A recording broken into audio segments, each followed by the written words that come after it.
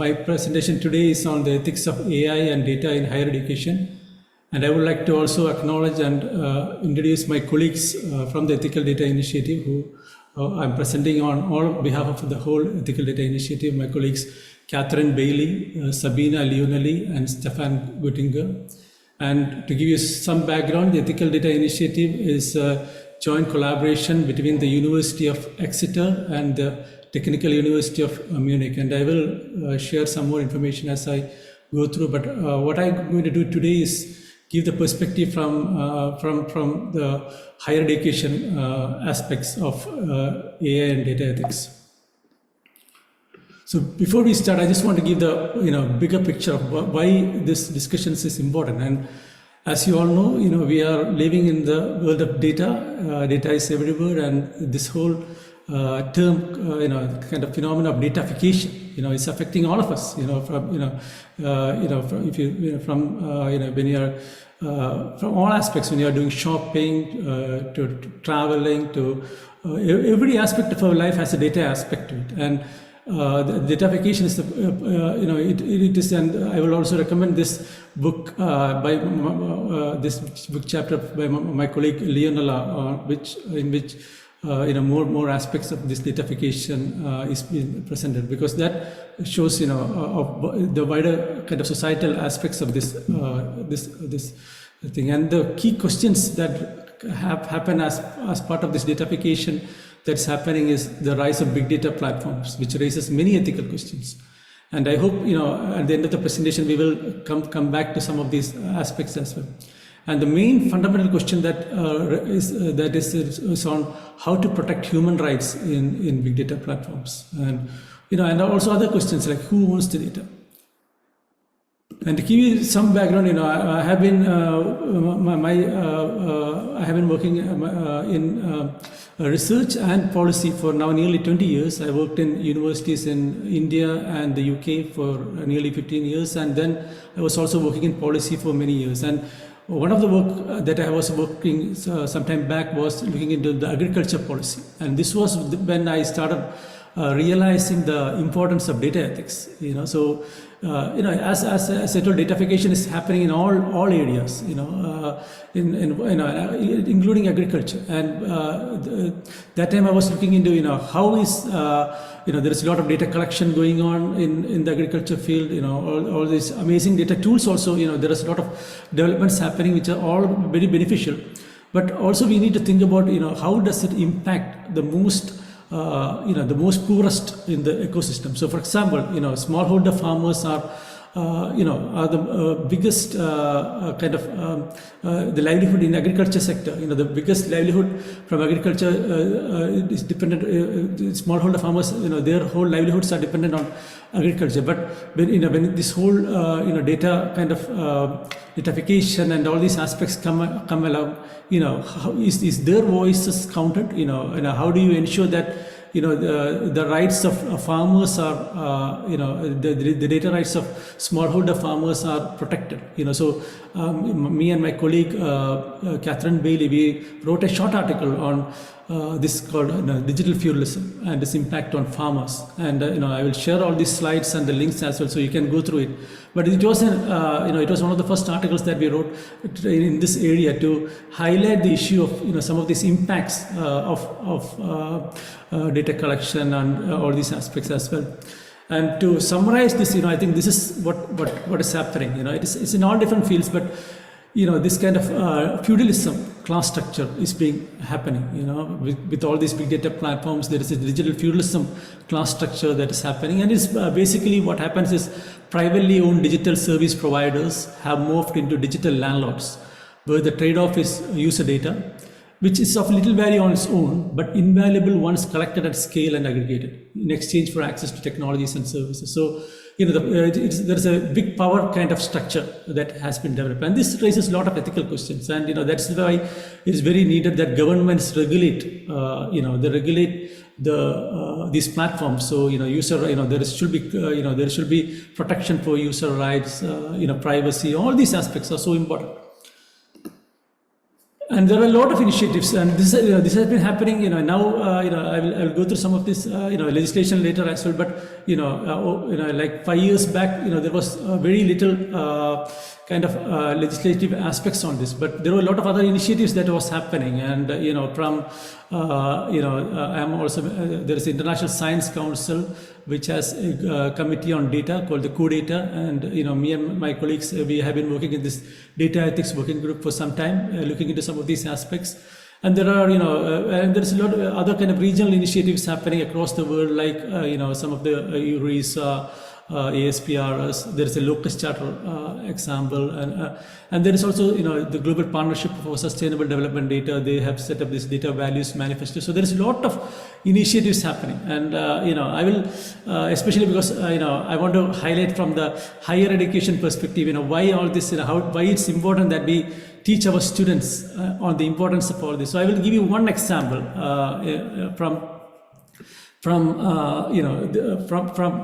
these kind of codes of conduct, and this is the example I thought I will show you is the locus charter.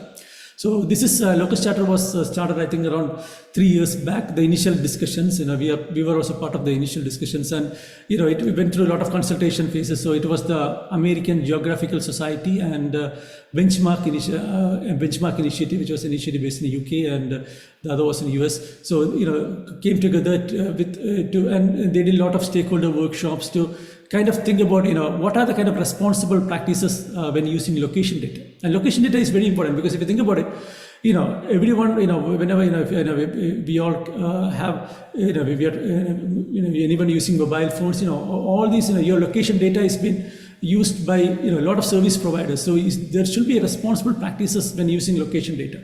And this was kind of the framework for the locus charter, and how to make that happen. So the idea is especially when using geospatial technologies, how do you ensure these responsible practices are maintained, and it came up with the charter came up with around 10 principles, looking at various aspects from realizing data, all looking into location data, realizing opportunities, how obviously location data provides huge benefits as well, that has to be realized responsibly, and also understanding the impacts of it. Principles like do no harm, protect the vulnerable, address bias, minimize intrusion, minimize data, protecting privacy, preventing identification of individuals, and providing accountability. So these were, the kind of frameworks. And I think this is a really interesting example, because we use these kind of tools as an examples for teaching responsible research and innovation programs in universities. For example, like 2 weeks back, we in the UK there is a kind of these centers called the Center for Doctoral Training that are now being funded by the UKRI. And one of the things that is mandatory for now through the UKRI is it is especially for PhD level students. It's very important that they understand responsible research and innovation frameworks and RRI principles. So the EDA has been involved in some of these RRI training programs, and we have been trying to use some of these examples of these kind of these codes of conduct from different aspects to help these students understand how these things are important in not only in the research, but even after they complete the PhD programs and go to different jobs, why it's important. And we use this as an it's not just teaching them, but making them like case study, getting them involved in think tanks. For example, we divide these students into groups and make them part of, like, some students will be part, representing governments, some students will be representing, for example, big companies, some will be from NGOs, and then ask them to think about from their perspective, if you are from a government perspective, how will you rank these principles? And if you are from a SME principle, SME kind of background, how will you rank this principle? From an NGO perspective, how will you rank this principle? And it's interesting to see, when these students come up later, and then we ask these students to share, these rankings, and it's very interesting to see, the rankings change, depending on the perspective. And the whole idea is, to help these students understand, there is, you need to understand different viewpoints, and this is the whole idea of ethics is also listening to different viewpoints and trying to build consensus. And and I just gave this example to show in practical level how we can use some of these tools in the teaching programs as well. And also to make sure students understand data governance matters. Data need to be kept in the long term. Data quality need to be checked. A variety of stakeholders and expertise is typically required to interpret data for various purposes, and think and also understand about how other aspects of data, like how data can be easily traded and commodified, and this can create social problems as well. So all these kind of aspects are why data governance matters. And now when I think back 5 years back, and now there's huge changes. Now governments have taken this very seriously, and we can see at governmental level, a lot of actions are being taken. For example, in the US, there's an executive order on safe, secure, and trustworthy development of AI and data governance. Whenever we talk about AI, data governance is fundamental to all these aspects as well. So country level, there is a lot of all different countries are coming with a lot of legislation on this, and also regional level. And one great example is the EU AI Act, which was kind of the first regulation on AI.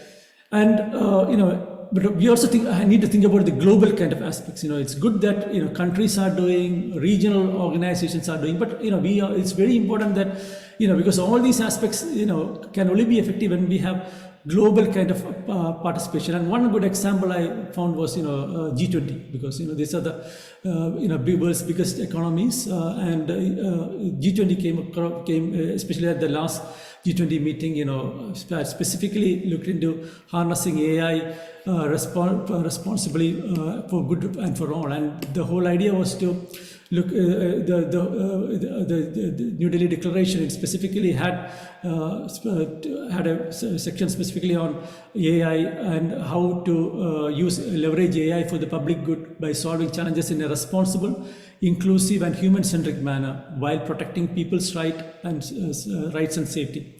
To ensuring responsible AI development, deployment, and use, the protection of human rights, transparency and explainability, fairness, accountability, regulations, safety, appropriate human oversight, ethics, biases, privacy, and data protection must be addressed.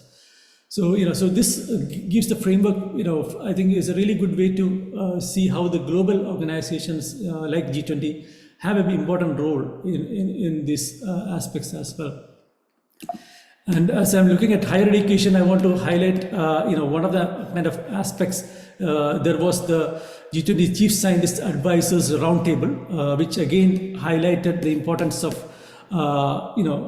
this. How do we synergize global efforts to expand access to scholarly scientific knowledge, and also look into issues like diversity, equity, inclusion, and accessibility in the science and technology ecosystem. How can we create an inclusive, continuous, and action-oriented global science advice mechanism? So this is really, I was really happy to see, the G20 coming together. And one of the great things I also saw in G20 was, for the first time, African Union was admitted as a full member. And this again shows the importance of inclusivity.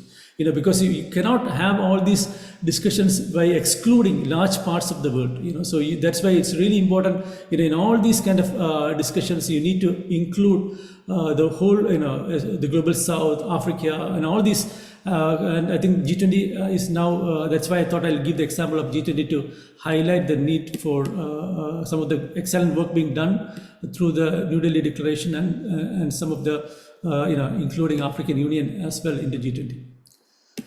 So now coming to, I just want to give a background of EDI as well. So why EDI? Because we believe data drives problem solving and better decision making. And EDI provides a neutral space where we bring together diverse actors and stakeholders, shaping the future of data governance and monitoring its implications for society. And by doing so, we aim to increase equality and inclusivity in the data space, building data confidence and empowering the digital citizens of tomorrow. And we do this through three kind of pillars. So the first one is our policy and networks through education and engagement. And the policy and networks, we bring together diverse actors and stakeholders to shape the future of data governance. And education, we enhance, bolster training in ethical data science and ethical AI across the globe. And engagement is fostering equity and responsibility in data practices. So these form the basis of our work in this area.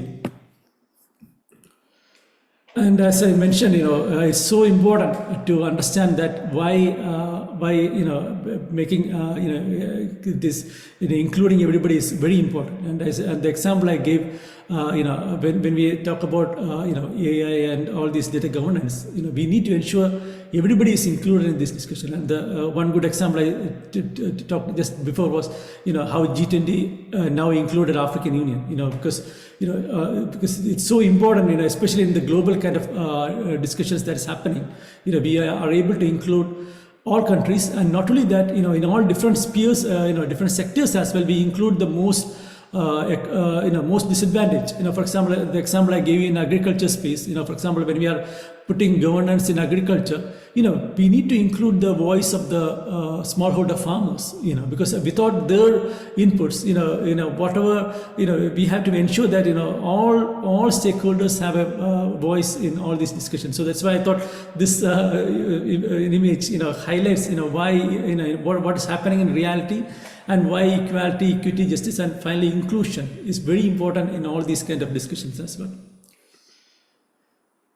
So, from a higher education perspective, I want to highlight one good example that has been happening in the UK through this UKRI came up with this area framework for responsible research and innovation, and we use it extensively in our RRI training programs. It is especially when students now they have to mandatorily develop an RRI plan for the PhD program. So one of the things that I always encourage students is to look into this kind of area framework where you anticipate whatever your research and the impacts intended or otherwise that may arise, and rather not seeking to predict, but rather support the exploration of possible impact, not only from a technical point of view, but also from an economic, social, environmental, different aspects, and the implications that may otherwise remain uncovered and little discussed. So this is, it's kind of trying to get the students, or not only students, when you're in any research projects, you need to anticipate not only from this, purely a technological viewpoint, but also from a social, environmental, economic, all these aspects. And then also to reflect on the purposes, motivations, and potential implications of the research, and also together with the associated uncertainties, areas of ignorance, assumptions, framings, questions, dilemmas, and social transformations this may bring. Then also to engage, with others, opening up such visions, impacts, and questioning to broader deliberations, dialogue, and engagement and debate in an inclusive way. And that's why when we do our training programs, we get all these students together to think about their research and share their questions with the wider kind of student communities. And if they have any questions, they will get different feedbacks and ideas from others as well. And finally, to act, use this process to influence the direction and trajectory of the research and innovation process itself. So it is a kind of iterative process, and we need to keep doing this throughout the research cycle as well. So I want to briefly come back to data ethics, why it is important, why responsible data practices is important, and how the kind of the ethics, data ethics looks into the studies and evaluates moral problems relating to data. Not only looking into the algorithms and corresponding practices in order to formulate and support morally good solutions. So there are a lot of example books and literature on this in this area, and I will recommend you all to look into all these kind of aspects, because when you are looking at data science, this it's very important. Data scientists look into kind of responsible data practices as well.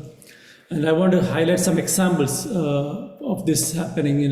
This is from frameworks. In the UK there is a data ethics framework, which is a good example of appropriate and responsible data use in government.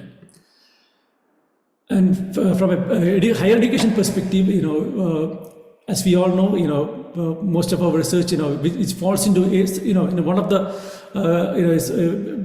one of the 17 SDG goals, and without data, we are not able to find solutions for for the data is very important to find to achieve the sustainable development goals. So that's why education and capacity development are very important in achieving the sustainable development goals, and data is a really key aspect of it.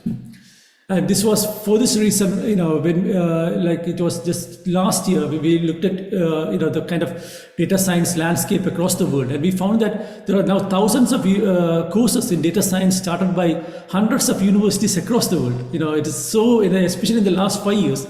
But what we found was, especially now it's changing, but when we start looking into it like three years back, many of these universities who are running data science courses, they were not including ethics as part of the data ethics as part of the core module in their courses. And for me, it was a really important question. If you are running data science courses, it is important that you have to include data ethics as a core component. And we realized many universities are not either they didn't have the capacity or were not thinking about it. So that was why we launched this campaign for data ethics in education, bringing together a lot of stakeholders. We brought together the African Association of Universities, which is over 400 universities across Africa.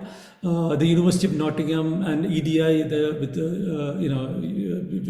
we launched this campaign, and we found that we had huge support from universities globally. And now we are very happy to see a lot of universities who are running data science courses are including data ethics as part of their curriculum. So the aim of the campaign was we advocated for the integration of data ethics in all higher education courses focused on data science and research.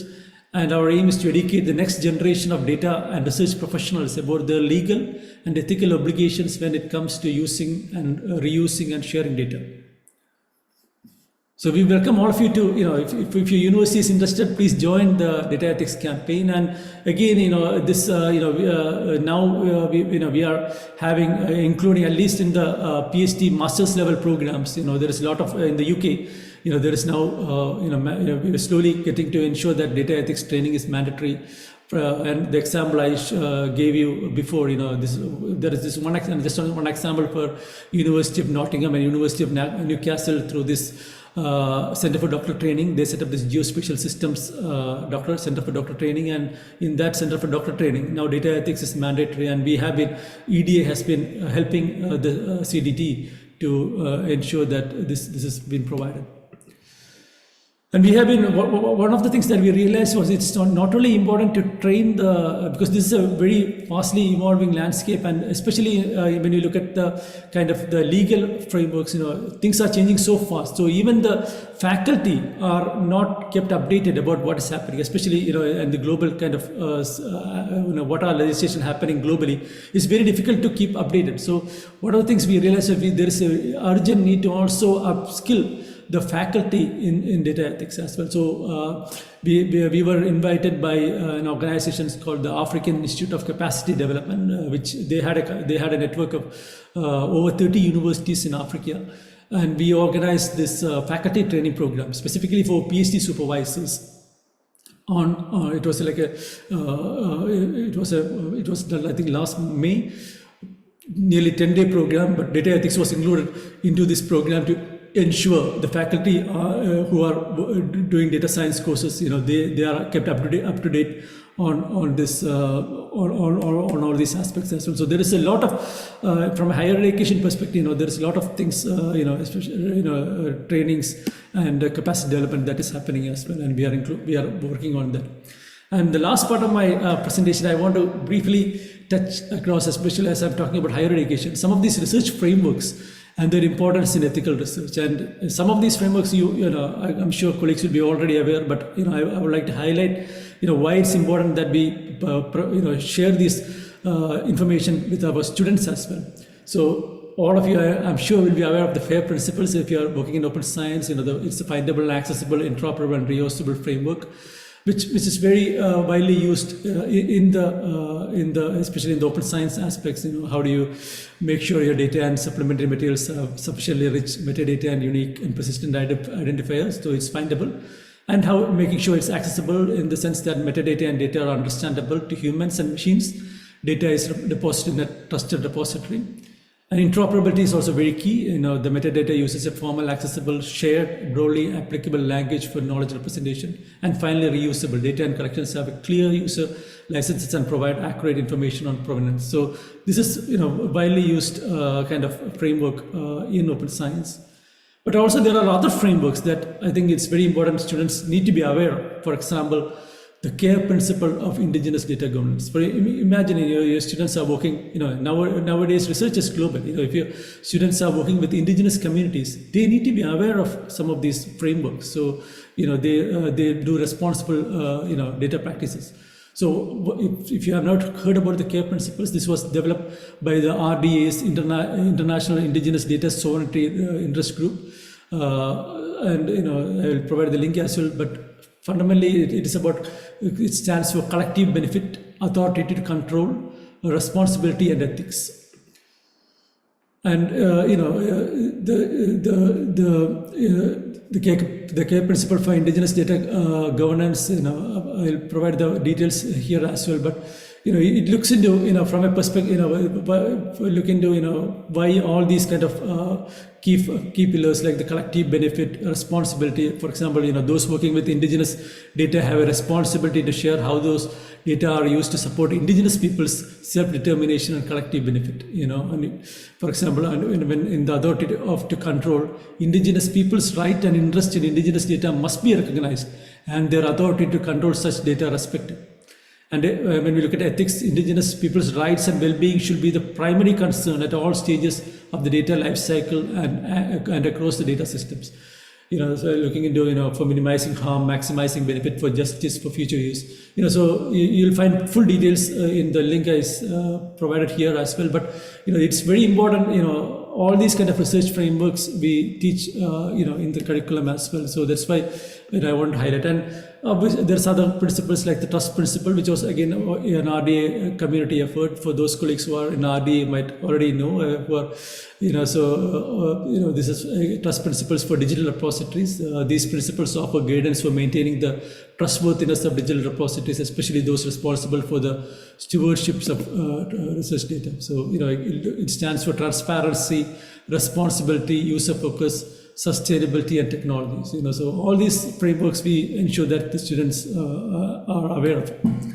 And I want to come to open science, so because it all comes to open science, where we are, our research, we aim to have it in the open science framework. And open science is a set of principles and practices that aim to make scientific research from all fields accessible to everyone for the benefits of scientists and society as a whole. And it is about making sure not only scientific knowledge is accessible, but also the production of that knowledge itself is inclusive, equitable, and sustainable. So we can promote science that is more accessible, inclusive, and transparent. Open science furthers the right of everyone to share in scientific advancement, and its benefits are stated in the Article 27.1 of the Universal Declaration of Human Rights. And you'll find there was the UNESCO recommendation on open science, which came across. So there's a lot of frameworks that we have. And recently, through the International Science Council's Co-Data Data Ethics Working Group, which I am a member of, we started looking into some of these, the UNESCO recommendation on open science, and looking specifically into 4 aspects of data ethics. And we have now published a draft guidelines, which we hope to finalize in the next few months. But we looked into 4 different topics, on data ethics and scientific integrity, personal data and privacy, data ethics and indigenous data, and data ethics and structural inequities. And I will share the link of this draft of these 4 policy briefs as well to the colleagues who are interested, because we are inviting feedbacks and comments for this as well. So it is a really good opportunity for colleagues who have ideas to share. So I will briefly introduce these 4 kind of themes that we worked on. The first was on the data ethics and research integrity, specifically, looking into, on the kind of the issues focusing on research integrity. And the second was on privacy aspects. How do we ensure, especially when working on open science aspect, how is privacy looked into? And the third was specifically on the indigenous data governance, looking into some of the recommendations and how it links to the open science. And finally, the last one was on structural inequities in science. And there is a huge kind of, in fact, there is a lot of inequities in science, especially from how the inequities on participation in science at an individual level, also international inequities in the strength, visibility, and recognition of research systems, inequities in research infrastructure and access to funding, inequitable access to an increasingly commercialized publishing system, and things about data colonialism and power structures as well. And in the earlier part of my talk, I talked about the pyramid structure, where data, is now being, collected, used by, for the power structures. A few big, vendors are, controlling the whole power, the ownership of the data. So this raises a lot of questions as well. So these are the kind of questions that we looked into in this kind of policy briefings that we have been looking into as well. So in the interest of time, I will stop here, but I will summarize my my presentation by saying that there is an urgent need to build capacity for data ethics in universities, research institutes, and industry. And it's important that data ethics becomes an integral part of the educational curriculum and research performing institution. And I hope, through the overview I gave, I was able to highlight some of the why this are needed. And I look forward to questions and discussions with all of you. Thank you very much.